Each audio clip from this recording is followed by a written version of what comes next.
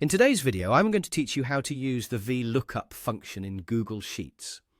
VLOOKUP is a powerful tool that allows you to extract data from a specific cell in a designated column by using a specified search key.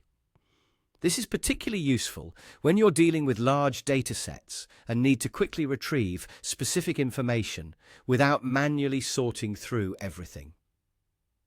To illustrate this, let's consider a list we have on hand. It includes students along with several details about them, such as their gender, class level, home state, major, and extracurricular activities.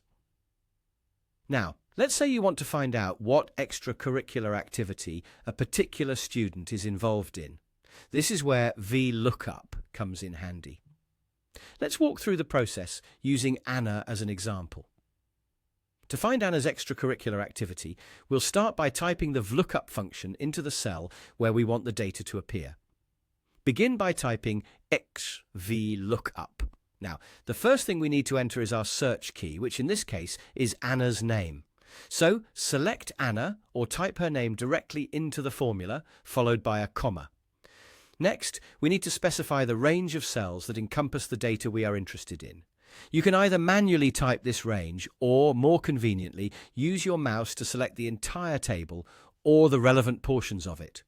This helps the VLOOKUP function know where to look for the information. Following the range, we need to enter the column index number.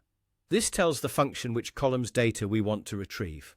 As we are aiming to extract information about extracurricular activities, which is located in the 6th column of our data, we'll enter the number 6. After this, add another comma.